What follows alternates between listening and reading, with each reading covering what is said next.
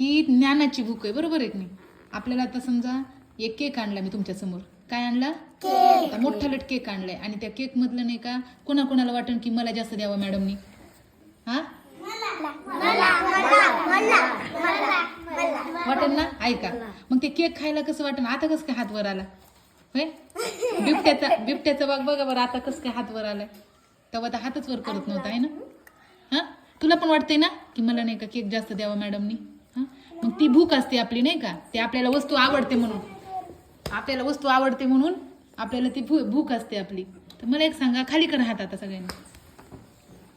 ती आहे पोटाची भूक आणि ही आहे ज्ञानाची भूक. मग ज्ञानाची पण भूक लागली पाहिजे आपल्याला, बरोबर आहे.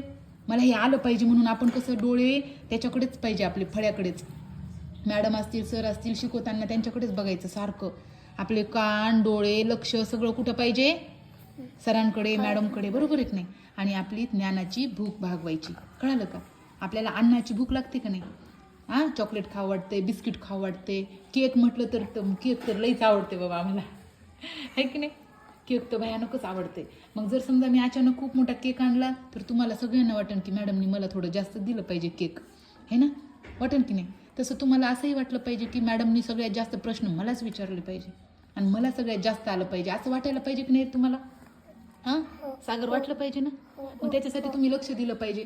सारखं म्हणते अरे मागं म्हणारे तुम्ही नाही का तोंडच नाही उघडत. तसं केल्यावर मग तुम्हाला कसं येईल. हा आणि तेच जर मी असं केक घेऊन तुमच्या तोंडापाशी आले तर तुम्ही काय करताल, पटकन तोंड वर करताल, असं आ करताल. करताल की नाही तुम्ही आ करून. हा वाचायला तोंड उघडत नाही पटकन, पण तुम्हाला जर केक दिला तर खायला तोंड उघडन की नाही. उघडन की नाही तोंड. कोणाकोणाचं उघडन रे. आणि कसं उघडन सांगा बरं. म्हणतान का तुम्ही का नुसतंच तोंड आ करताल. हा ज्याचं मोठं तोंड होईल ना त्याला दिलं जाईन बघा. बाप रे बघा झमडीचं तोंड तर किती मोठं झालंय. वा वा वा. आणू आपण एक दिवस केक पण आणू तुम्हाला खायला. पण एक गोष्ट आहे, तुम्हाला खाण्याची जशी भूक लागते ना बस करा ना आता तोंड बंद करा.